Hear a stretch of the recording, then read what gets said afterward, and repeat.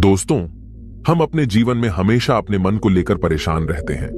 हम यह सोचते हैं कि हमारा मन भला शांत कैसे होगा।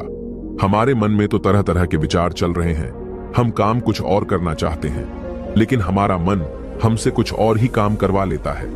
इससे पहले कि आप अपने मन को शांत करने का प्रयास करें, यह जानना जरूरी है कि मन का व्यवहार शांत होने वाला है ही नहीं। अगर मन शांत होने वाला हो सकता तो इस दुनिया में सभी के मन शांत हो गए होते और हर कोई अपना जीवन सुखी सुखी बिता रहा होता। फिर न तो कोई हंगामा होता और न ही किसी तरह की कोई तकलीफ। सभी का जीवन खुशी खुशी बीत रहा होता। फिर न तो आप और न ही मैं पैसे कमाने के पीछे भाग रहे होते। समस्या तो यह है कि हम ज्यादा से ज्यादा चीजें इकट्ठा करना चाहते हैं, क्योंकि हमें लगता है कि हमारे पास जितनी ज्यादा चीजें होंगी हम उतना ही सुखी रहेंगे। लेकिन वास्तविकता तो यही है कि बाहर की किसी भी चीज में कोई सुख नहीं है और न ही उनमें कोई दुख है। और यही कारण है कि जब हम किसी चीज के पीछे भाग रहे होते हैं, जब हम कोई चीज पाना चाहते हैं, तो उसे पाकर हमें पल भर के लिए खुशी तो मिलती है, लेकिन बाद में हम उस खुशी का एहसास नहीं कर पाते। वह खुशी दुख में परिवर्तित हो जाती है। और इसी प्रकार से हम एक चीज से दूसरी चीज, दूसरी से तीसरी चीज के पीछे लगातार भागते रहते हैं, क्योंकि हमें ऐसा ही लगता है कि यदि हम वह चीज पालेंगे तो हम सुखी हो जाएंगे। लेकिन वास्तविकता में वही सुख हमारे दुख का कारण बन जाता है, जिस कारण हमारा मन बेचैन रहने लगता है। हम उस चीज को पाने के लिए तरह तरह के उपाय करते हैं, जिस कारण हमारा मन और भी बेचैन होने लगता है। और यह बेचैनी धीरे धीरे चिंता का रूप ले लेती है और हमारा मन पूरी तरह से अशांत हो जाता है। हमें कुछ भी अच्छा नहीं लगता। हमें लगता है कि जो कुछ हमने मांगा था उसका उल्टा हो रहा है। सब कुछ हमारे विपरीत जा रहा है। और फिर हम अपने मन को शांत करने के लिए ध्यान करना शुरू करते हैं, क्योंकि एक ध्यान ही वह मार्ग है जो हमें ज्ञान की ओर ले जाता है। वह हमें यह बताता है कि बाहर किसी भी चीज में कोई सुख नहीं है और न ही दुख है। दुख और सुख तो हमारे मन का भ्रम है। यह हमारे मन की एक उपज है, जिसके लालच में हमारा मन हमें यहां वहां भगाता रहता है। जैसे कि महीनों से भूखे एक भिखारी को अगर एक सूखी रोटी भी मिल जाए तो वह उसके लिए सुख है, वह उसके लिए अमृत है। और ठीक उसी के विपरीत यदि किसी धनवान के घर पर 56 प्रकार के भोग भी बन जाए, तब भी वह उसे खाकर तो दुखी ही रहेगा। यह तो उनकी मनस्थिति पर निर्भर करता है। इसे और अच्छे से समझने के लिए आज की जो कहानी मैं आपको सुनाने जा रहा हूं, इस कहानी के माध्यम से आप यह समझ पाएंगे कि हमारे मन की स्थिति क्या है और हम इसे कैसे नियंत्रित कर सकते हैं। तो चलिए बिना किसी देरी के कहानी शुरू करते हैं। एक समय की बात है, एक गांव में एक युवक रहता था जिसका मन बहुत ही अशांत रहता था। वह हमेशा तनाव में रहता। वह अपने मन को शांत करना चाहता था, लेकिन उसे कोई भी उपाय नजर नहीं आ रहे थे। उसके जीवन में कई प्रकार के दुख थे, जिनके कारण वह हमेशा तकलीफ में रहता, तनाव में रहता। एक दिन उसे पता चला कि उसके गांव में एक बौद्ध भिक्षु आए हुए हैं, जो सभी को दुख और सुख पर उपदेश दे रहे हैं। वह युवक तुरंत ही घर से निकला और उनके आश्रम जा पहुंचा। वहां पर पहुंचने के बाद उस युवक ने देखा कि वह बौद्ध भिक्षु सभी गांव वालों को उपदेश दे रहे थे। बौद्ध भिक्षु कह रहे थे कि सभी के जीवन में कोई ना कोई सुख और दुख तो आता ही रहता है, जिस कारण हमारा मन बहुत अशांत रहता है। और एक अशांत मन इस दुनिया का कोई भी सुख नहीं ले सकता। फिर चाहे उसे पूरी दुनिया की धन दौलत ही क्यों न मिल जाए, वह उसे पाकर भी दुखी ही रहेगा। परंतु जिस व्यक्ति का मन शांत है, उसके पास चाहे कुछ भी हो या न हो, वह हर छोटे पल का आनंद ले सकता है। वह हर पल को खुशी खुशी जी सकता है। इस दुनिया का और इस जीवन का परम सुख भी प्राप्त कर सकता है। इतना कहकर उन बौद्ध भिक्षु ने अपना प्रवचन समाप्त कर दिया और वापस आश्रम की ओर लौट गए। युवक भी उनके पीछे पीछे आश्रम पहुंच गया और इस युवक ने उन बौद्ध भिक्षु से कहा, हे गुरुवर, अभी कुछ देर पहले आप उपदेश दे रहे थे कि एक शांत मन हर पल का आनंद ले पाता है, हर पल को सुखी सुखी जी पाता है। लेकिन इस दुनिया में सभी के पास मन है और सभी के मन अशांत है, तो ऐसे में भला अपने जीवन को कोई सुखी सुखी कैसे जी सकता है। इस दुनिया में शांत मन किसी के पास नहीं। मेरे पास भी एक ही मन है और वह भी शांत नहीं है। गुरुवर, क्या आप बता सकते हैं कि मैं अपने इस मन को कैसे शांत करूं? तभी बौद्ध भिक्षु ने उस युवक को ध्यान के बारे में समझाया, ध्यान के फायदे बताए और उसे कहा, बेटा, ध्यान करने से हमारा मन शांत हो जाता है। हम विचारों के दलदल से बाहर आने लगते हैं और इस कारण हमारे जीवन में सुख उत्पन्न होने लगता है। यदि तुम भी अपने जीवन में सुखी होना चाहते हो, अपने मन के इन विचारों के दलदल से बाहर निकलना चाहते हो, तो तुम्हें ध्यान करना चाहिए। तुम्हें ध्यान का अभ्यास करना चाहिए, क्योंकि यही वह मार्ग है जो तुम्हारे मन को शांत कर सकता है और तुम्हें सही राह पर ला सकता है। उस युवक ने उन बौद्ध भिक्षु की बात मान ली। उस युवक ने उन बौद्ध भिक्षु को प्रणाम किया और वापस घर चला गया। घर पहुंचने के बाद उसने ध्यान करना शुरू किया। वह रात भर ध्यान करता रहा, लेकिन उससे उसे कोई लाभ नहीं हुआ। इस कारण वह अगली सुबह फिर से उन बौद्ध भिक्षु के पास पहुंचा और उन बौद्ध भिक्षु से कहता है, गुरुवर, आपके कहे अनुसार मैंने रात भर ध्यान किया है, लेकिन उससे मुझे कोई लाभ नहीं हुआ। मेरा मन तो अभी भी अशांत है। आप तो कह रहे थे कि ध्यान करने से हमारा मन शांत हो जाता है।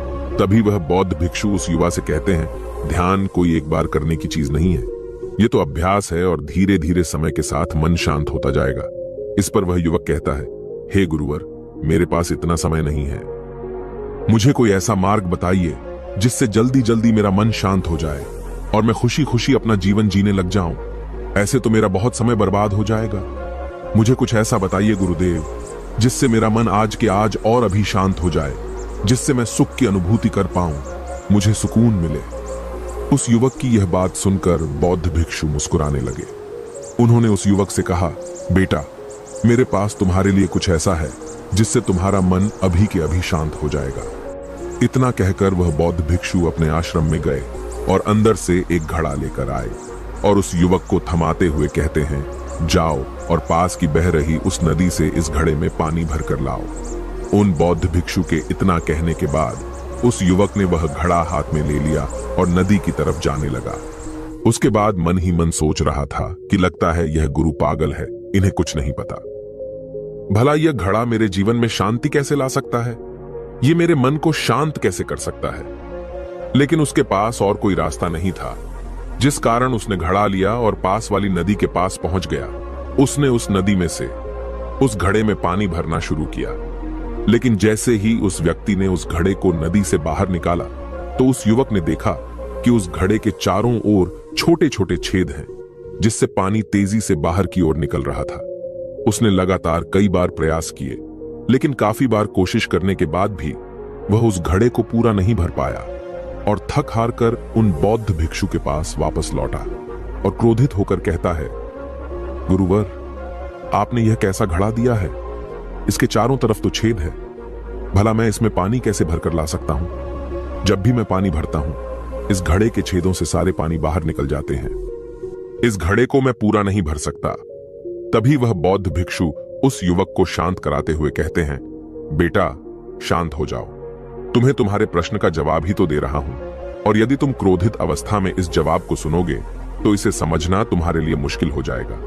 इसलिए शांत हो जाओ और मेरी बात समझने का प्रयास करो। ये जो घड़ा मैंने तुम्हें दिया है, इसे अपना मन समझो, और मन केवल दो ही प्रकार से शांत हो सकता है। पहला यह कि तुम उसे लबालब पूरा भर दो और उसमें कुछ भी और आने जाने की जगह न बचे। क्या तुम इस घड़े को इस प्रकार भर सकते हो? इस पर वह युवक कहता है, हे गुरुवर, मैं इस घड़े को लबालब नहीं भर सकता, क्योंकि जब भी मैं इसमें पानी भरता हूं, सारा पानी तो छेद से बाहर निकल जाता है। तभी वह बौद्ध भिक्षु उस युवक से कहते हैं, ठीक इसी तरह हम भी अपने मन को कभी नहीं भर सकते। हम जितना इसमें डालते जाएंगे, वह सब कुछ हमारे शरीर के द्वारा बाहर आता रहेगा।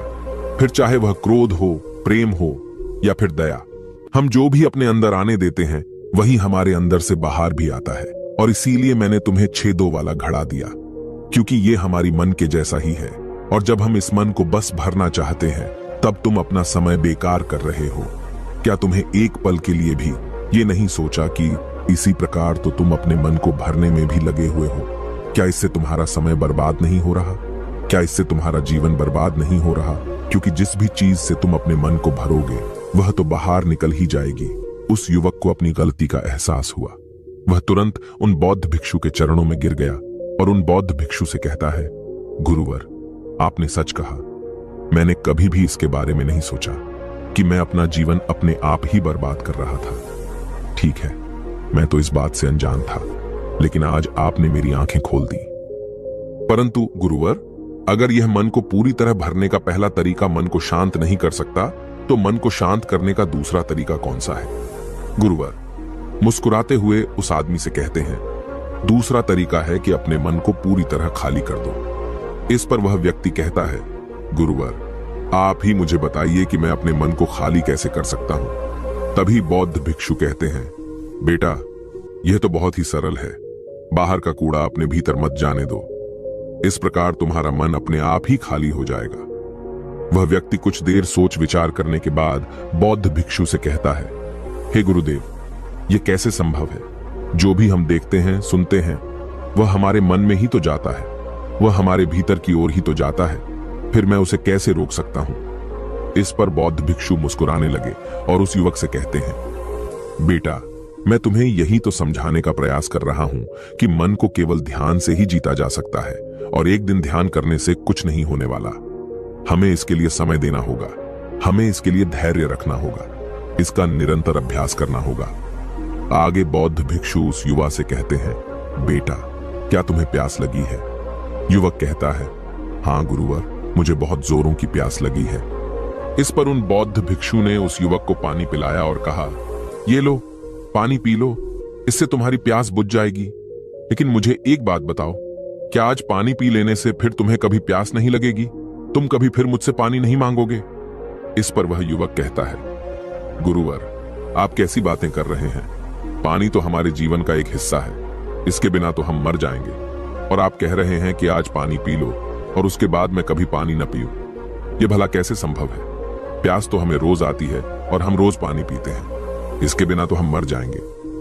तभी बौद्ध भिक्षु मुस्कुराते हुए उस युवक से कहते हैं, ठीक इसी प्रकार एक दिन के ध्यान से हमारा मन शांत नहीं हो सकता, उसे भी रोज भूख लगती है और उसे रोज रोज हमें आहार भी देना पड़ता है, उसे भी रोज पानी पीने की जरूरत पड़ती है, और ठीक उसी प्रकार हमें हर दिन ध्यान करने की भी जरूरत पड़ती है।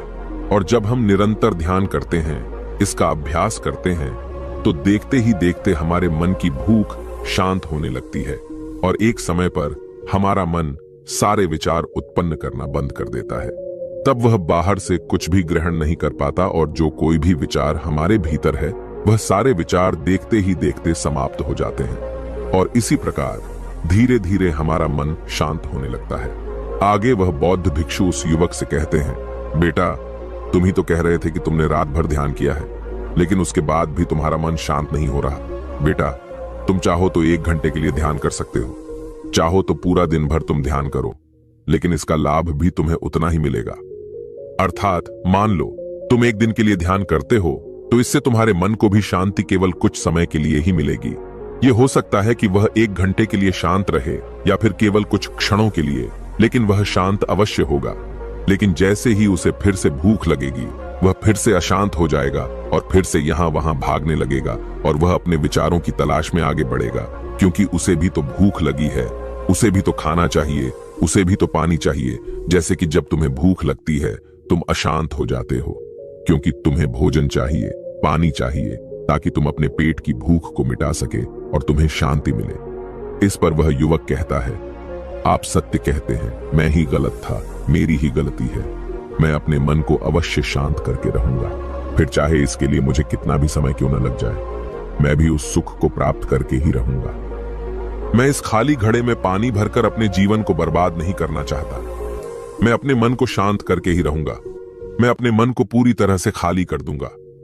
इतना कहकर उस युवक ने उन बौद्ध भिक्षुओं को प्रणाम किया और वापस अपने घर की ओर लौट गया। दोस्तों, हम लोगों के जीवन में भी कई प्रकार की समस्याएं हैं और हम उन समस्याओं का समाधान करना चाहते हैं, और अंत में हमें जो मार्ग मिलता है वह ध्यान है। हम ध्यान तो करना चाहते हैं, लेकिन हम उसके परिणाम को तुरंत पाना चाहते हैं। जब हम शुरू शुरू में ध्यान करते हैं तो हमें उसका कुछ भी लाभ नहीं मिलता और हमें लगता है कि यह व्यर्थ है, इससे हमें कोई भी फायदा नहीं होने वाला, क्योंकि हमें तो सब कुछ जल्दी जल्दी चाहिए। लेकिन वास्तविकता तो यही है कि ध्यान सब्र और समय मांगता है और साथ ही उसे शांति भी चाहिए। परंतु हम इतने अशांत हैं कि हमारे भीतर ये तीनों चीजें नहीं हैं। इसीलिए अपने भीतर धैर्य पैदा करें।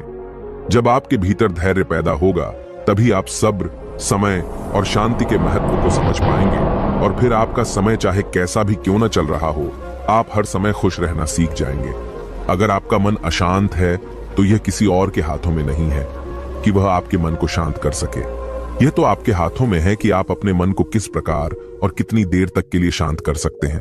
दोस्तों, आपने आज के इस वीडियो से क्या सीखा वह मुझे आप कमेंट में बता सकते हैं। इसी के साथ में उम्मीद है कि आपको आज की वीडियो पसंद आई होगी, तो इस वीडियो को उस इंसान को शेयर करें और उसी के ठीक बाद चैनल को सब्सक्राइब करें। तो चलिए फिर मिलते हैं ऐसी एक और नई वीडियो में। तब तक के लिए अपना ख्याल रखें। धन्यवाद और नमो बुद्धाय।